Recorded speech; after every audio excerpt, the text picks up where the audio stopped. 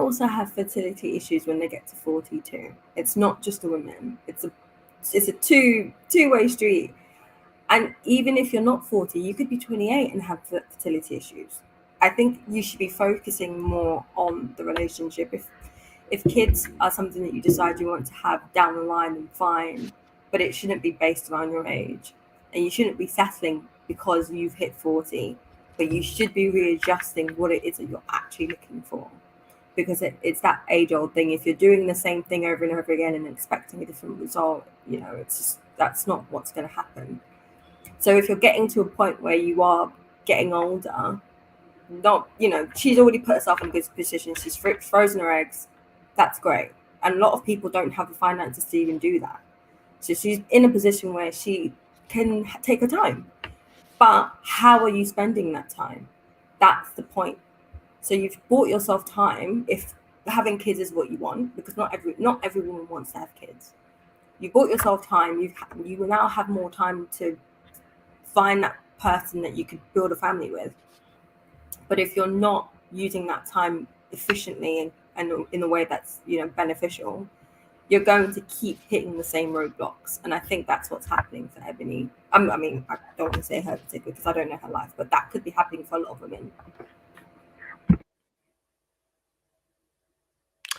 So just to throw the thing into a bit of carnage, I hear you. Men can have fertility issues at 28. Absolutely. You know what? You're right. Right? That's not the norm. But the norm is this: you at 40, 45, 50, we pushing. Okay, that's the reality. We pushing, and we're pushing the doctors to do stuff that they're doing some feats. So time is literally ticking for her, and unfortunately, the game is rigged. Okay, she's at the buzzer clock. The buzzer clock is coming it's coming up real soon. You know what I mean? Which is why she's freezing the eggs. You know what I mean? It's the same with men, though. I do want to point that out. Men, it's a very small potential of men who are going to get to 60 and still be able to have the same levels of fertility. It's the same kind of level. So there is also a biological clock on men. Because they don't have kids, I guess the focus on it isn't on there. But if you are a 48-year-old man, you're also going to struggle to be able to have kids too. We are going to struggle, but there's a health issue for you, not for me, darling. Let's keep it a buck. It's not a health issue for you. It's a biological carrying thing. That child can be a health issue. Are we telling now that your body can just take the pressure? At an older so age. I need a vessel. Fertility, yes.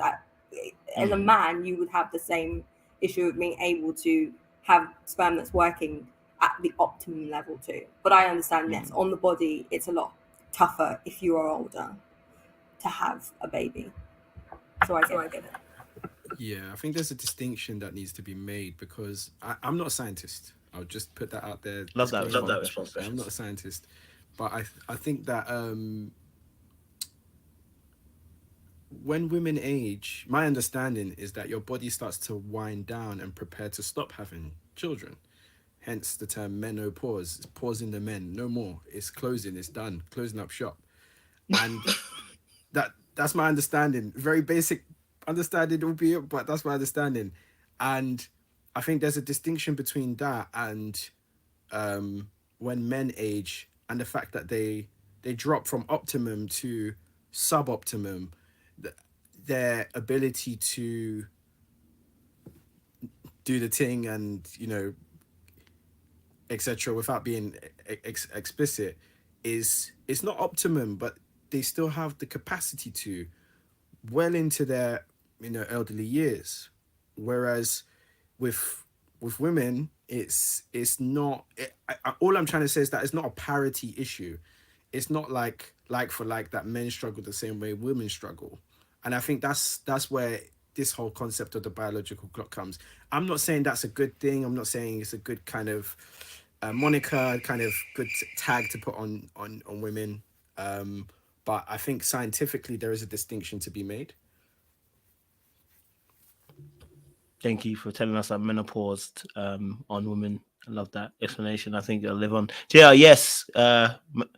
What's your response? Menopause at 40 for women, so Yeah, I think without being a scientist, but just knowing anatomy and physiology, there are two things that are undefeated, and that's Mother Nature and Father Time.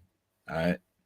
Now, in her case, she's definitely established a very viable career, and if she decides to go the single mother route by freezing her eggs and all of that stuff, she's gonna have to be the only person to raise that child, right? The sperm donor is usually anonymous, so she's gonna be raising that child. She's gonna take a break from work, and she's gonna have To to be go fair, through. she has said she Yeah. has checked the option to know who the sperm donor is, but it still doesn't take away from Okay. your point. But just want to add that in there just Yeah. to make it Okay. practical. Okay, but that actually leads into my next point. The child is going to grow up wanting to know where they came from anyway. So even if she is going to have the sperm donor and raise the child by herself, there will come conversations where the child, as it grows up, will want to know who his father is, may look around and see other fathers with their children and wonder why that's not them, and that will be for her to explain if she's ready to. But I think it's also, quite significant that she used the bus driver analogy, because she's gonna be waiting a long time. Like, people do wait for some of these buses out here. The guys that she's looking for are few and far between. Some of them have had previous marriages or previous kids, and some of them aren't good people in terms of character either, because they exercise the options whenever they come up. So if that's the lifestyle she's looking for, then financially it might work, but that doesn't mean that the person's gonna treat her well enough. And if she's looking for both boxes to be ticked, someone that treats her well and have the financial wealth and acumen that she's looking for, that package is so sought after. She's going to be competing against a hell of a lot of people for that. But on the flip side, sometimes you wait for one bus and two or three come at the same time, so you don't know. I love that caveat. It saves you from all the women killing you. Jade, do you want to add anything? Oh, TD was going to go. Okay, go for it, TD. I just need to clarify. I need to clarify my comment. When I said menopause, I meant reproduction, not sex. I know women in the as they grow older, they can. I've seen the comments. I'm getting butchered, but I meant menopause as in we're pausing on reproduction. Like, no more. Like, stop. Body can't handle. Not doing this anymore. Not giving birth anymore. Not getting pregnant. Of course, there are always outliers. There are always exceptions that prove the rule. But the fact is, it's an exception that proves the rule. Bruh. Thank you, TD. Thank you. Yes, Max, go for it. Yeah, jump in whenever you feel ready, guys. You got a minute, so jump in. I don't know if I agree fully, and I think that's just because. Is that the menopause part you don't agree with? You think men should not be on pause? They should be on play? Not necessarily. Let me just plead that I dropped out, so I don't know what I'm saying yes or no to, so I'll leave that alone.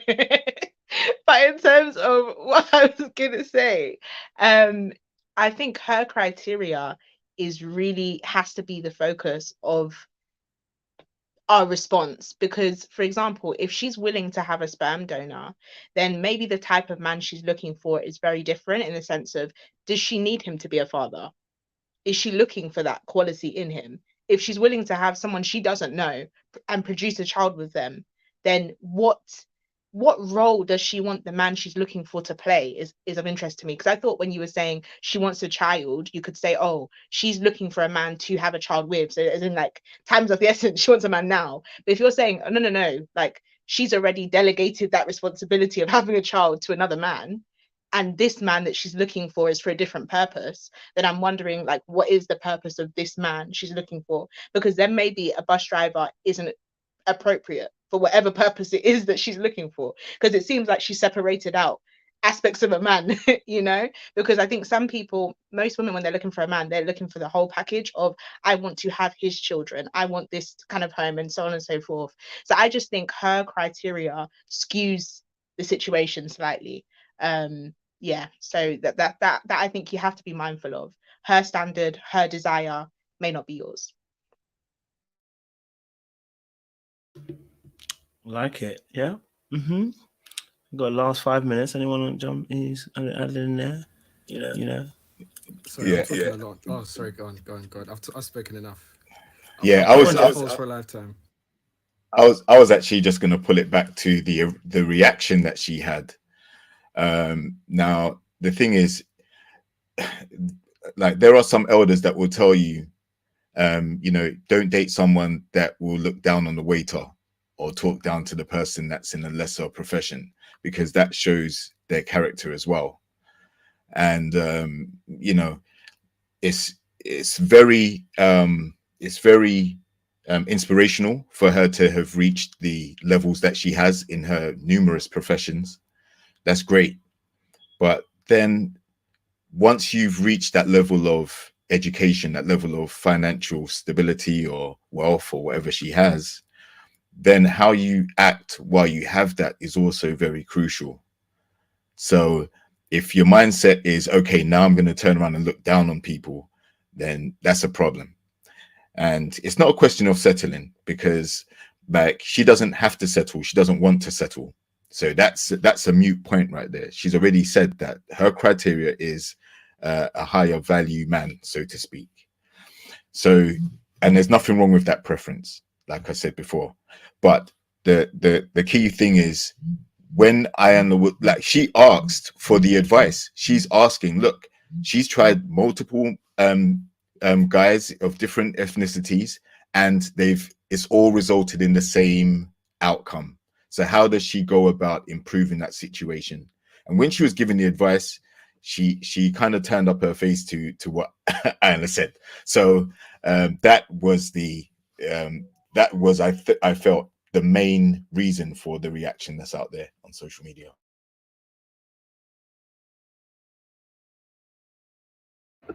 You're on mute, Kojo. Oh, and now you're gone. What's happened?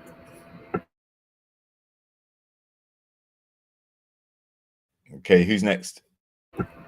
I was just going to say that I think with this situation, I think the idea that you aren't going to settle is very unrealistic.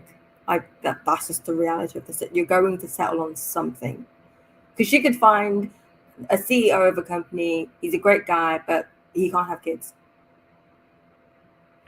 You're gonna have to settle on something. Like, there's never going to be a situation where there's nothing to settle on. But I also think if she's saying, okay, I've dated guys from across the board and this is what I found, then I think it has to be a situation where you have to be a bit retrospective. Because I noticed in the video she was saying, Ayana, I need you to speak to this. And I think that's the wrong question to ask. The right question to be asking is, what am I doing that means I'm attracting people who do not want to get married, have kids, and have a tangible relationship with me, regardless of what race they're in, what bracket they're in? And I think that's the question there, because maybe it's me being idealistic, but I refuse to believe that there isn't any good men who are earning X amount of money per year who wouldn't want to be in a relationship with her and have a family with her. And I think there's a connect in that process that isn't working. So I think that's a space where you have to be reflective and reflexive on what it is that's happening as well. Because not only do you have to do it after the relationship, but the idea of being reflexive is being able to do it in the moment while you're in the relationship and you're hitting a bump and you're thinking, what's happening here? What's going on? What is the mechanism? What's the process of why this is happening? Where are we going wrong? And and maybe that's an area that sort of needs to be worked on. So I think that's what I would say, is that it's trying to find the life partner is already very difficult enough, but when you start to add so many different stipulations about what you want, that's when it gets tricky. And I think even when I don't know who said it, sorry, but the idea of when somebody says, oh, don't date the person who's disrespectful to the waiter or the cleaner or the bus driver, that has to be said with a caveat, because there's a difference between being respectful to someone who's serving you and actually saying I'm going to be in a relationship with them. Those are two very different things. Or even saying I'm going to develop some form of connection and relationship. Because the reality of the situation is, if you're being respectful to people who are serving you, that doesn't necessarily mean that you are a respectful person. Because there's already an indication that that person is serving you. So it's more about how you're being kind and what it is that you find as an important thing. Because people can fake being respectful to a waiter and a cleaner. That doesn't mean they're going to be respectful to you, especially because you're not serving them, not in the same way that a cleaner or a waitress would be. Yeah, I agree with bits of what you said.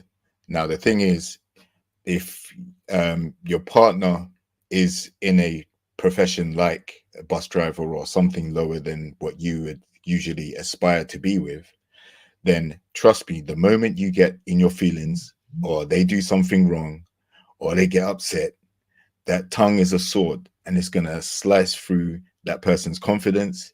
It's going to be used to as a stick to beat them down and weaponized, because of their profession. So that's why I use the reference from what the elders used to say to me, right? Because you are serving your partner in a relationship. And sometimes the way that you're serving your partner may not be what they're looking for at that particular time. And you have to kind of tailor it to them, right? So that you have to be flexible. And I detected like a quite rigid stance from her and also the attitude. So that's why I would, just like Jay Anderson King said, like I would definitely be hesitant. I would, if I knew somebody that was in that power dynamic or that type of relationship, I would definitely say to them, look, if you love her, if you want to be with her, that's fine. But just be mindful that the attitude she has towards what you do for a living may color or affect the way she interacts with you, especially when things aren't going well. Yeah, no, I agree. I think what I will say, just to point out with that, I completely agree with you. I think what we also have to remember though is that we have to remember what the dynamic of the relationship in that moment is. So when you're saying about a waitress or yes, they're serving you, but you're not serving them. So as a result, that relationship is very different to what you're experiencing in an actual romantic connection. I think the most important thing is the attitude, because your attitude will be there across the board with those who are under you, those who are at the same level, those who are above. So even if, that person is respectful to the waiter and whatnot, that's fine. But the dynamic is different because that person is serving you, but you're not serving them. In a relationship, that serving is going two ways. And in that other dynamic, that's not a two-way stream. So the process there is very different. And that's why I think it's more about your character. It's more about, do you value kindness? Do you value integrity and honesty? Do you value being empathetic and being open to understanding other people and not trying to be judgmental? Those are the characteristics that are really going to show. And those are things that will show through just little things that people do. And that's why I think it's important to look at things as a whole and look at somebody as a whole. Watch them. Don't set things up to try and have them, because that example can allow for someone to put a pretense up. But it's watching someone and how they behave in all different contexts that's going to give you the clue of whether or not this person is someone that you want to be in a long-term relationship with, regardless of what job you have. Fantastic, guys. Listen, time has come to an end. I know the conversation was looking sweet. It was looking amazing. It looked like you guys were really enjoying, and I really do appreciate that as well. Listen, it's been a good conversation, and I like a little debate at the end there. Listen, I threw a little one or two blows in there, just to spice it up a little bit. Add a little bit of seasoning. You know what I mean? Something that certain demographics might not know about too tough, but add a little bit of seasoning into there just to spice up the conversation and get you guys in a little bit of conversation. So really do appreciate my panelists, TDJ, Precious, Max, JR, we're going to be here next week again with another enthralling conversation as well. And maybe that could be a conversation for next week as well, talking about, red flags, and talking about also as well in terms of how do we spoke about it actually last night, the other night, vetting people, but maybe we can speak a little bit about, certain behaviors that, cause us to have either red flags or yellow flags or anything. Because that was getting to a good point of conversation. It's a shame I had to end it. But it was getting to a good part of conversation in terms of viewing people in different scenarios, as well. Look, I'm just going to say the truth. Jesus is Lord, and he sees you in all situations, but I will see you in one and I will cancel you. And that's just the truth. And that's how reality of human beings work. Okay. They haven't got time to see you twice. Okay. Tomorrow is not promised. Jesus knows tomorrow. I don't want to give you another chance on you to wreck my life. So reality is that's how, but we're going to discuss that maybe next week. I think that could be a good conversation. All right, cool. Fantastic. Audience, honestly, it's been amazing. It's been fantastic. It's been wonderful to chop it up with you once more again. I hope you guys are enjoying it. Just want to let you know English Chinese is better than the American Chinese. Y'all going to cry about it, but you can cry about it in your own Chinese boxes. But we're going to enjoy our curry and chips over this side. I mean, I never heard curry and chips from Chinese. It's just not my thing. I don't understand why people do that. So they're actually arguing with not black British. They're arguing with white British people because we don't be ordering that kind of stuff all the time. Now, I'm not saying people haven't ordered it. I'm just saying that's not our usual. I'm a chicken chow mein kind of person. I'm a special fried rice kind of person. You know what I mean? That's my kind of thing. You know what I mean? Chicken balls is not really as high on my list, but it's is that their issue with the Chinese sauce is what we're ordering? Yes, because they show pictures of Chinese like fried rice and then noodles, but then they showed a certain demographic layering on the curry sauce with chips on the side. So they were confused as to say, and then they started saying that we shouldn't be calling our food Chinese because it's racism. You know what I mean? They were trying to tell us not to call Chinese because it's even that would be racist to them because it's called Indian. It's just Chinese people trying to make money, man. It's not that deep. But that's what the Americans do. So before the crucify us, let me get off here, guys. Really appreciate you guys. It's been amazing having this conversation with you. You already know what it is. My favorite person is here, but I'm going to change this one. I love this guy. It's okay, Americans, if your Chinese ain't better than us. That's right. It's okay. We're gonna leave you with something. I'm leaving here with something.